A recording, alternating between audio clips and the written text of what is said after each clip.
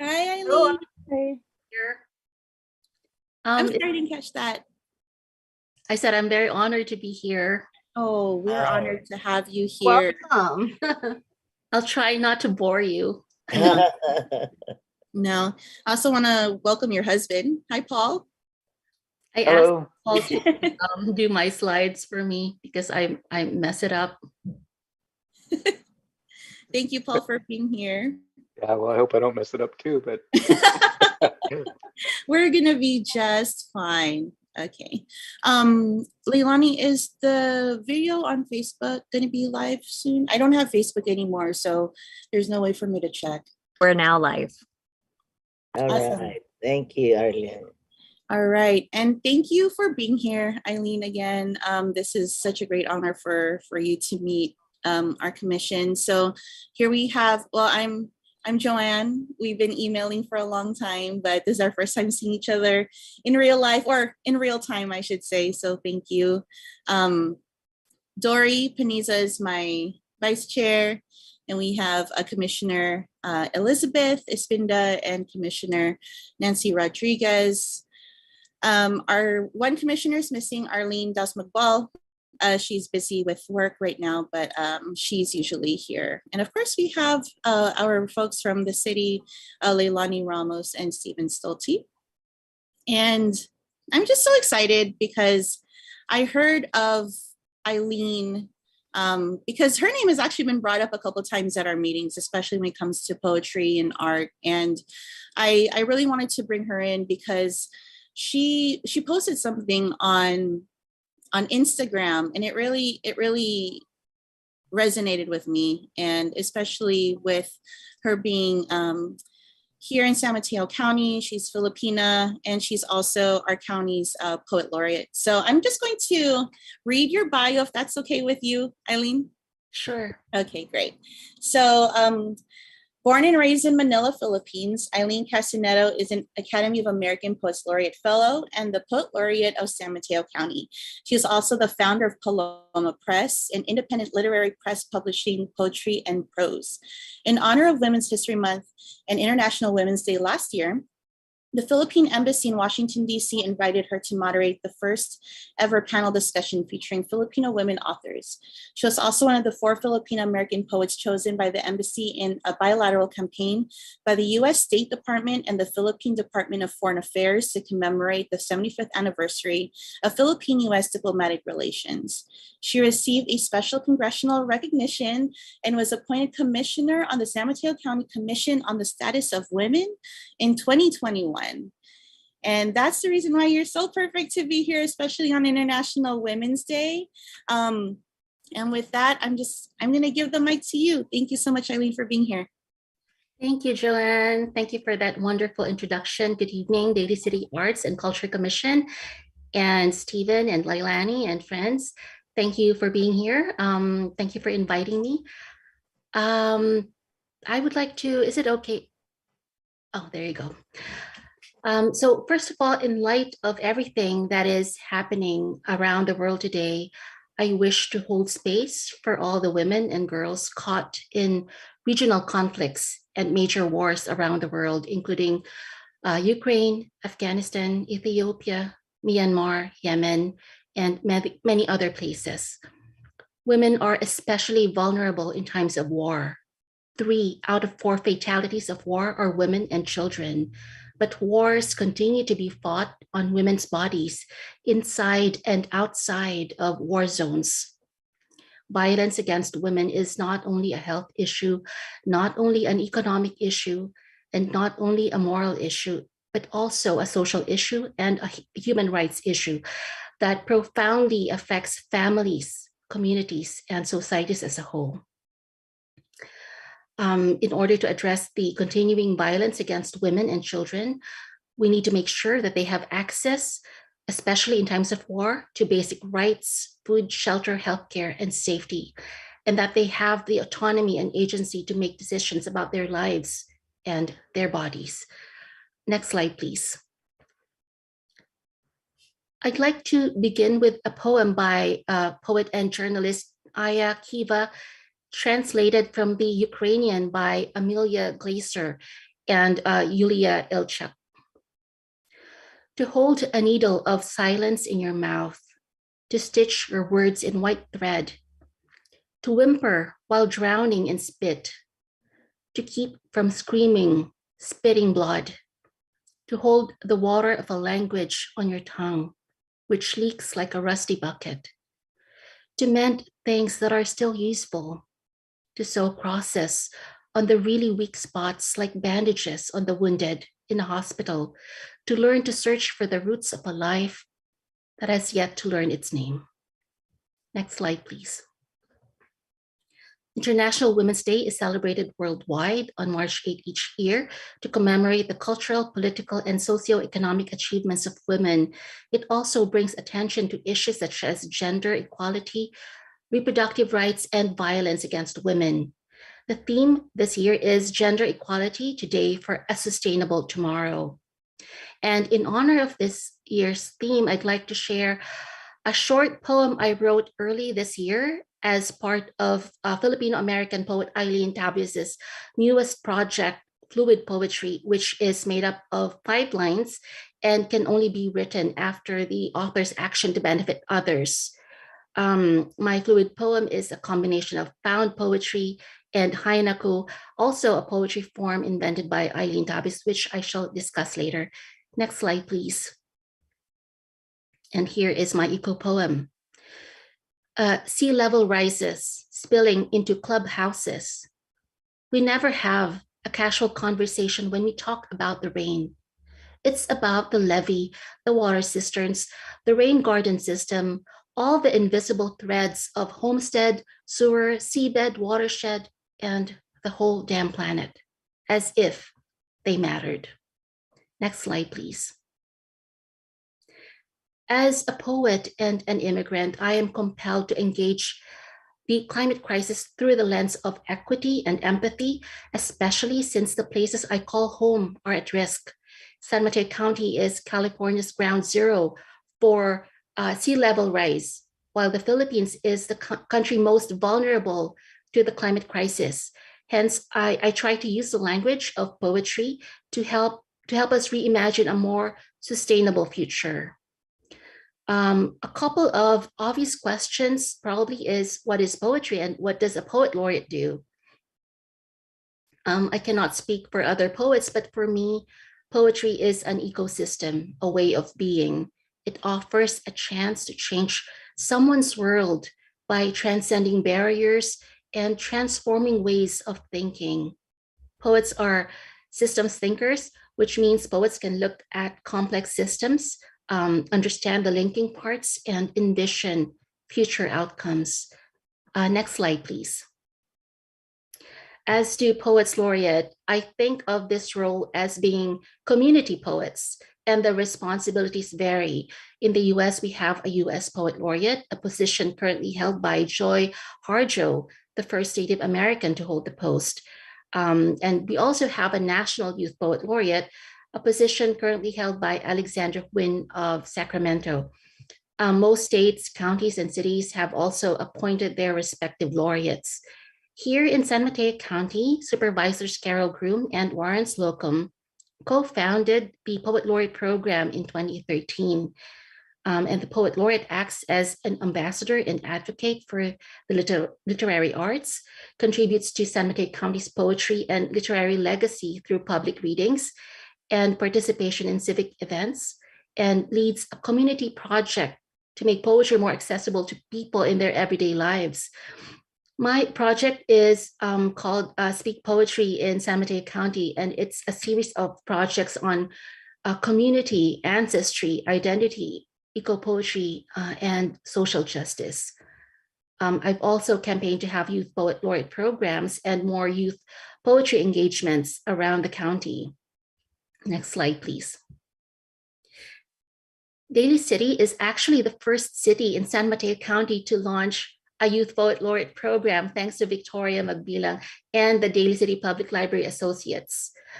Madeline Herr, the inaugural youth poet laureate of Daly City, is also effectively the first youth poet laureate in San Mateo County. And she has done an extraordinary job in engaging her peers and her community and is a strong advocate of youth and women empowerment. Next slide, please. For my presentation this evening, I'll be focusing on poetry as an art form and as a way to empower and to heal. I hope to tackle the questions of why I write and how I write. Next slide, please. To answer why, my poetry has always been purposeful. It's to tell a story and to uphold a cause or an idea. An idea I firmly believe in.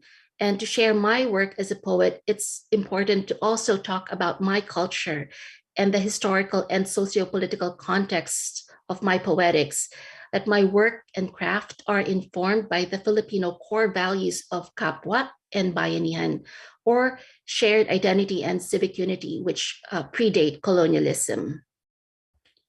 I wrote my poem Pagbabalik, which means return or reaffirmation to honor my ancestors. Next slide, please. Pagbabalik.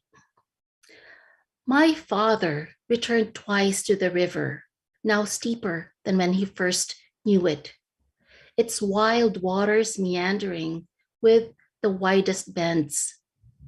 So much of who he was shaped by movement outside my line of sight.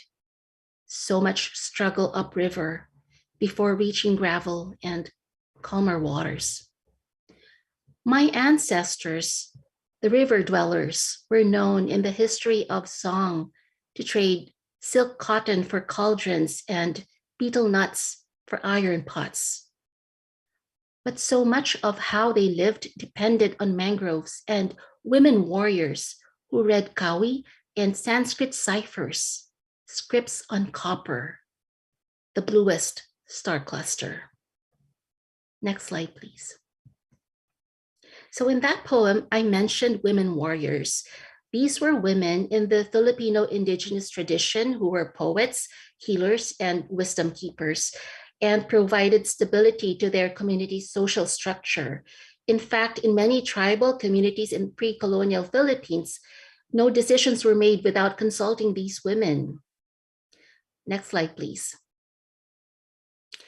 The Filipino language, which I grew up speaking, is in fact very poetic with a lot of short vowels that can create rhythm and vibrancy. And because language is culture, ours has also shaped our core values. For example, the worldview of most Filipinos has been influenced by the concept of kapwa, for which there really is no direct English equivalent. The closest we can describe it is fellowship or shared identity. We come from a collectivist society where we are morally obligated to do right by our community, to treat everyone as part of the tribe, meaning you're one of us and I will do everything in my power to support you. And this is what defines us as a people. Next slide, please. I write poems of witness and advocacy. I consider my poetic lineage to include the river-dwelling women poet warriors whom I mentioned in my poem, Pagbabalik.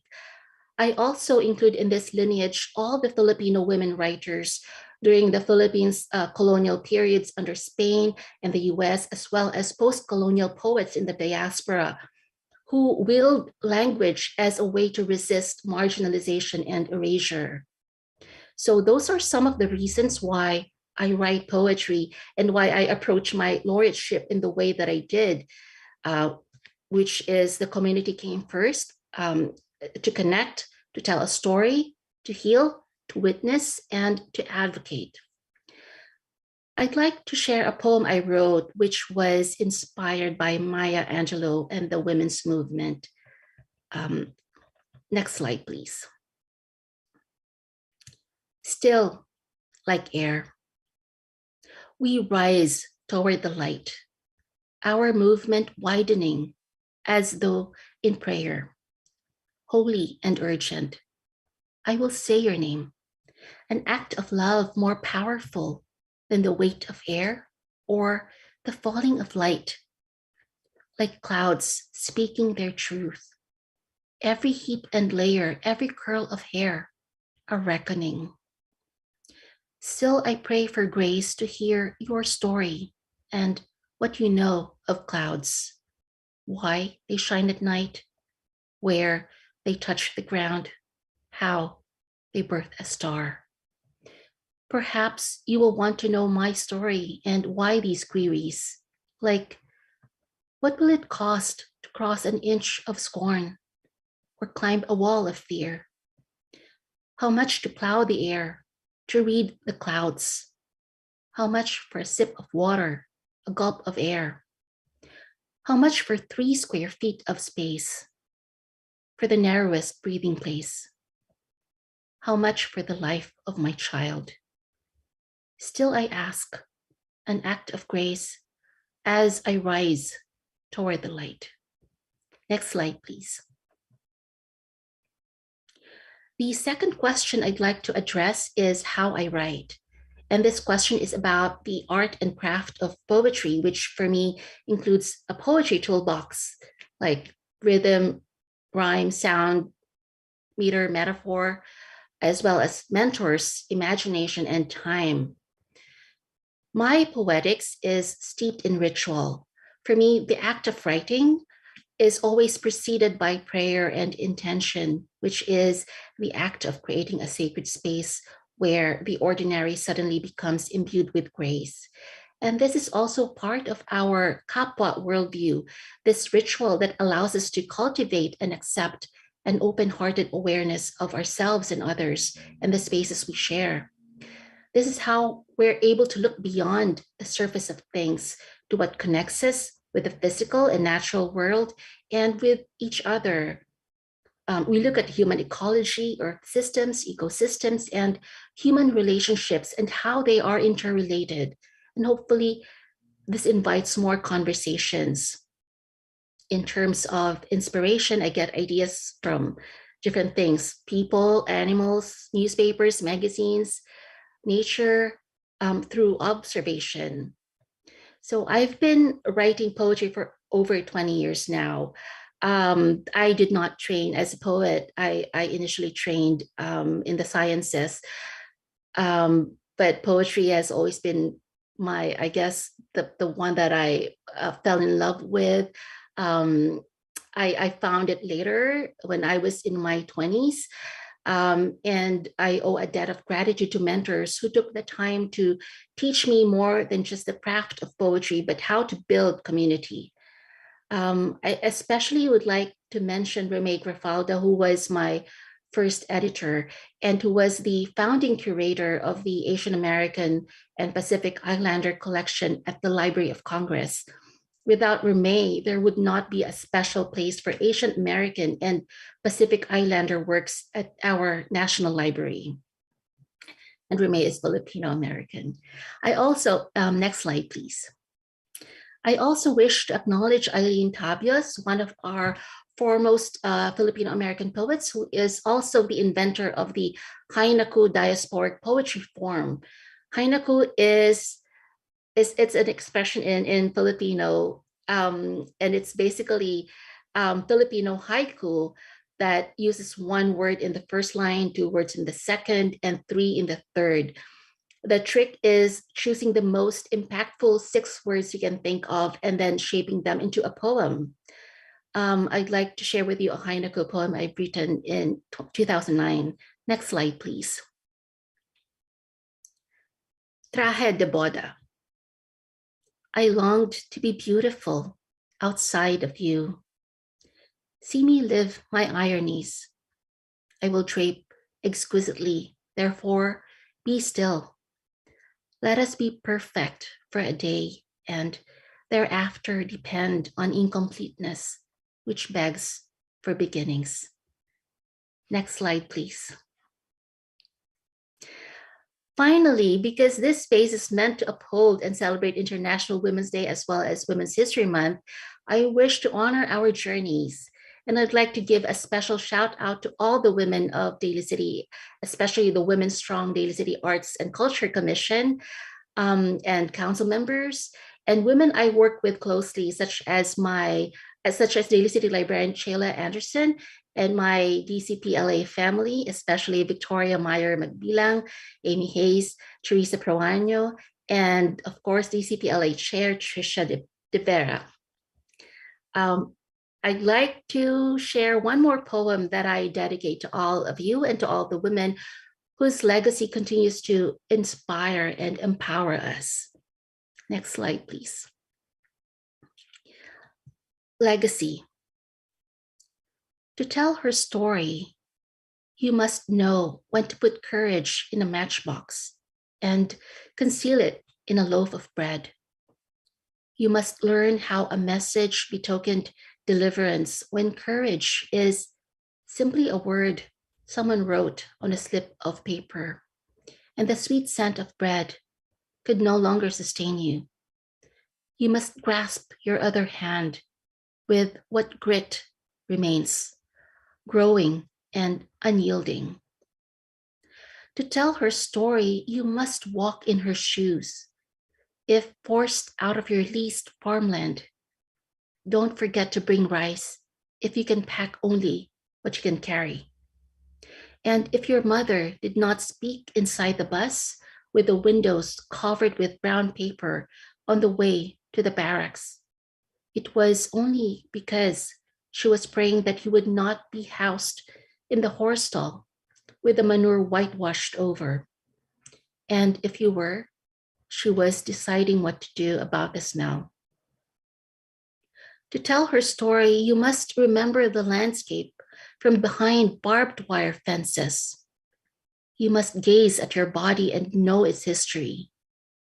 Look beneath the tender ridged scars and see the bone protruding out of your right arm and hole the size of a football on your right thigh, wondering how the lights never went out.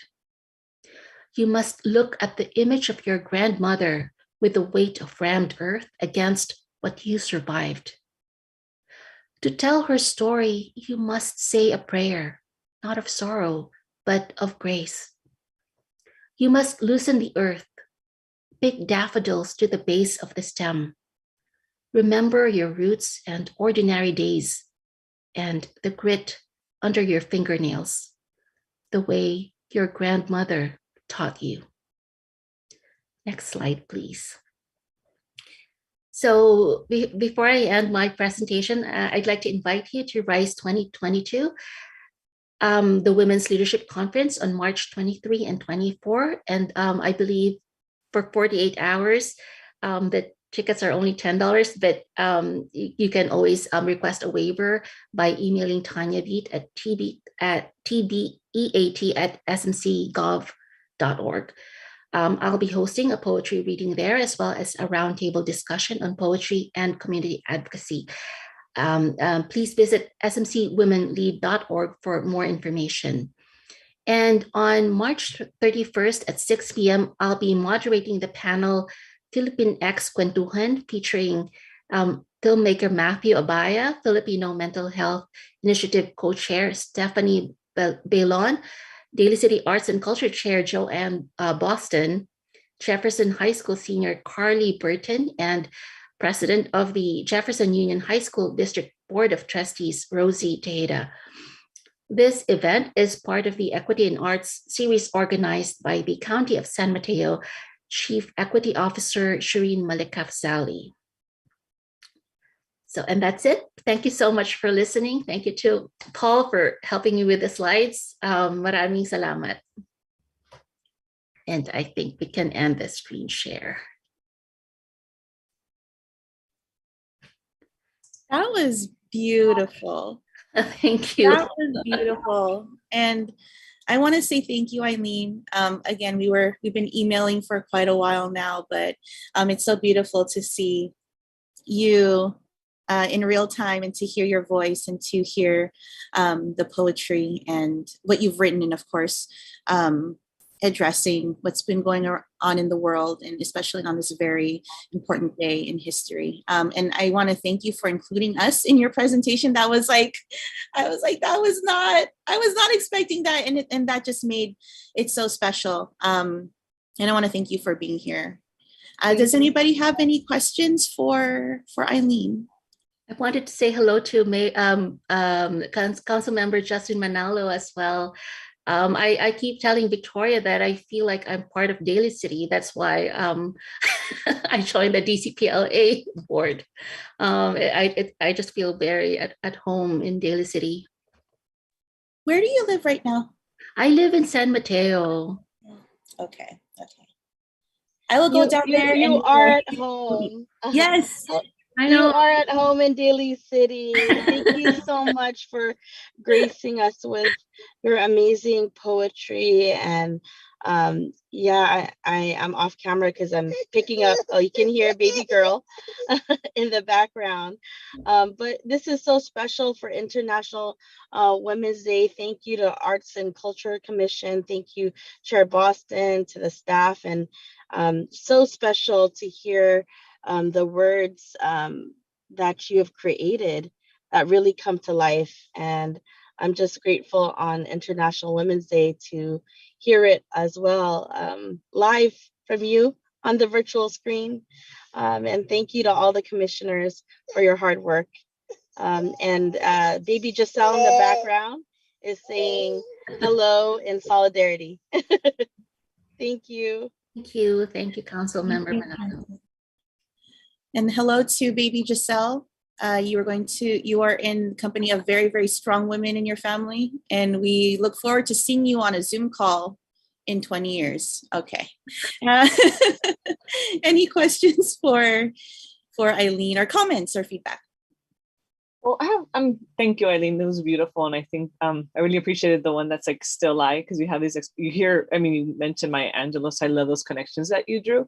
I'm curious, I don't, maybe I missed it, but what inspired you to create poetry? Because I do think it's a very particular art. And at what age did you start writing? I'm just curious, especially if there's young people watching. I started pretty late, and I didn't even know I was a poet. Coming from a Filipino family, why would you be a poet? So I was just fortunate in my when I was, I think, early 20s. I met some of our most brilliant Filipino poets who mentored me, and so it was just from there on, I was in love with poetry. It was a way to connect. It's like, when I step into a poem, it's my world changes. It's sort of like saying, you don't, a lot of people say poetry really has no use. Maybe it doesn't change the world, but it can change someone's world. And it certainly changed mine. And it's our most democratic art form. I think you don't really need to spend a lot of money to write a poem. You just need to observe and connect with the world around you. And anybody can be a poet. And being a community poet, people would comment about, because I've undertaken a lot of projects, and to me it wasn't really, I don't know, it was just something that I learned growing up. It's part of my culture.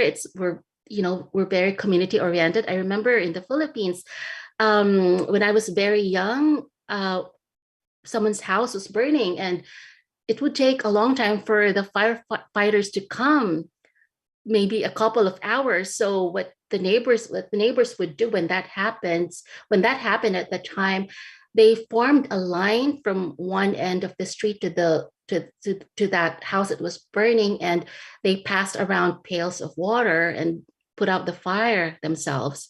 So it's just really a no-brainer to do these things for community. It's second nature to Filipinos. So I don't know if I answered your question, Nancy. Answered more, actually. I appreciate it, and I love the way you connect poetry with community. But I also think it is so functional, right? I think all poetry has a message, and I love that a possibility of us being able to interpret it, right? Where we are in our moment. So that's one of the things I actually really appreciate about poetry, because we're constantly able to analyze. So it's oftentimes about the reader, right? Yes. Liz, I see you with your mic on. Oh, sorry.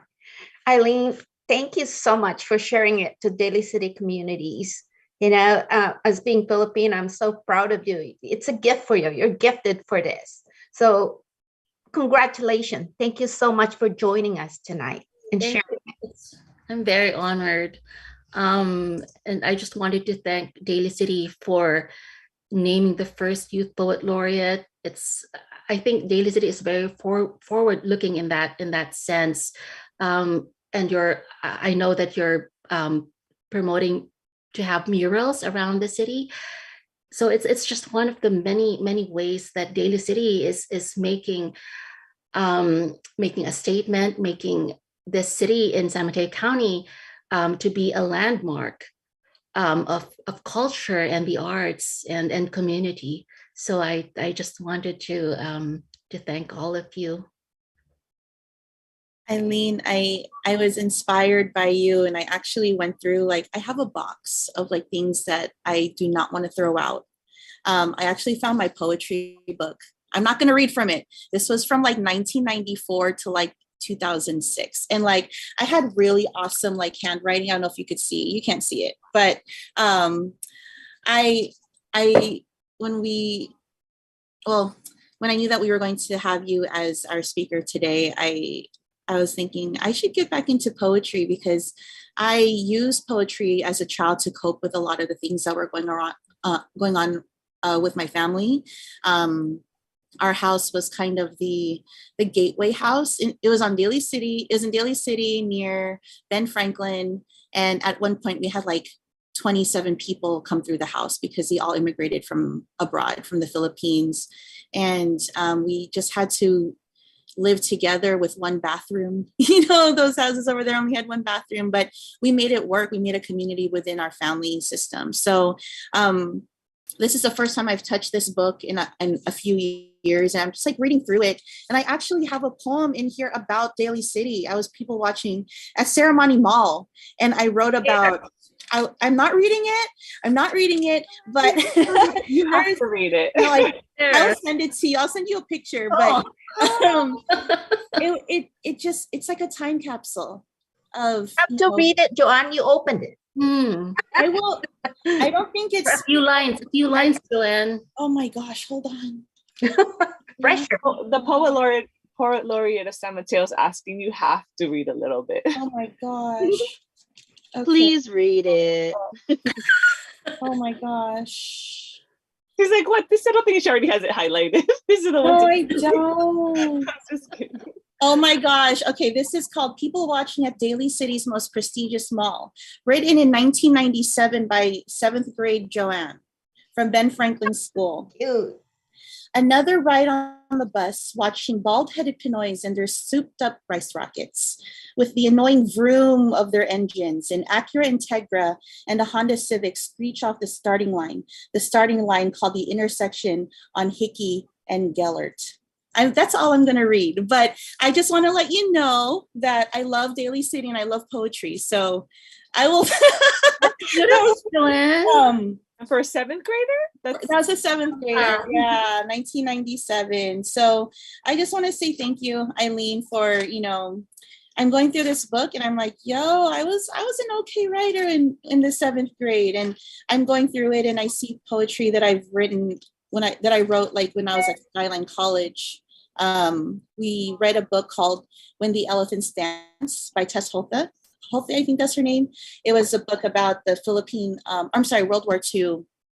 And I wrote a poem about the comfort women. So I'm more comfortable sending that poem to everybody. So I'm just really thankful that I was able to kind of dive deep in my past and look at the poetry that I wrote again. So thank you. Thank you, Joanne. It's good. It was beautiful. Okay. Does anybody else? Actually, I have a question for you, Eileen. If there is a poet, past, present, that you would love to collaborate with, like say you had an opportunity to do like a two-part or like a duet of poetry.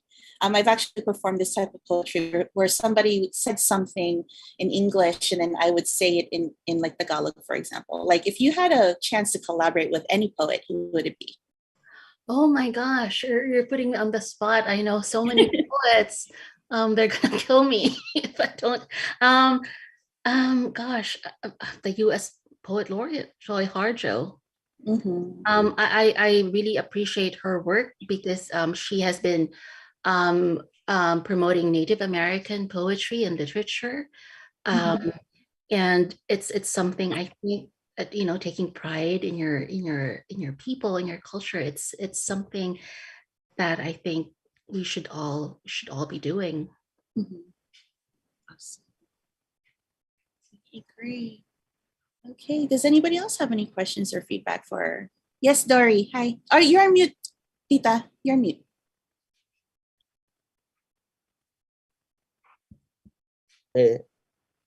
Aileen, I just want to say thank you so much. And then the Paloma, is that from Iloilo, or the Paloma gallery that you mentioned that you're Paloma Press. It's my so I'm also a publisher, and I named it after this native Filipino attire for women. yeah. Maria Clara. One style is called La Paloma, and I wrote a poem about that. So I thought it would be perfect to name my press. Plus, I'm also very spiritual, so it's yeah. Thank you so much, hon. Thank Thank you for spending your time to our arts and culture meeting all the time. I hope you will also join us for Philippine X Kwentuhan, and Joanne will be there. It's we want to be able to talk about the Filipino American experience in San Mateo County. Yes. Yeah. Hi, baby. Hi. Oh, He has to say hello. Look at all the amazing women. Oh, she doesn't want to let it go. so cute. Yeah. We'll see you at a commission meeting in 20 years, and hopefully you're a commissioner too. Manifest. Hi. All right. This was such a beautiful time, everybody. Thank you so much for spending time with us. And everybody on Facebook, thank you so much for watching. And again, to my fellow commissioners, it's always an honor to be with you monthly and to work with you. And working with you is definitely a highlight of my month. These meetings are great. And I'm just proud that we're able to do something for our community. So, and again, thank you to Stephen and Leilani and Councilwoman Jocelyn for being here, and baby Jocelyn. Hi, and baby too. Thank you so much for being here. And Eileen and Paul, thank you so much for being here with us. I look forward to seeing you here in Daly City. We definitely need to grab some food out here when you're here, Eileen. So yeah, I think. I have another announcement. I forgot. Okay, yes. On April 2nd, about the Ukraine and Russia's problem right now. Vice Mayor, we have a meeting last night in BRC that we're gonna have a fundraising to help the Ukraine people. It's gonna be April 2, so we're just waiting for the flyers from the Vice Mayor, and I will send it to our Facebook. Yeah. Okay. Would you please send me the flyer also, so I could post it on the Instagram as well? Oh, good. Okay. Thank you. Good job, Jan. Yeah. Good job, everybody. Thank you so much, everybody. And I think this is a good time to say goodnight. Thank Good you. night. Good night. Good night, everyone. Good night. Hi, Mayor, little Mayor. Good night. Bye.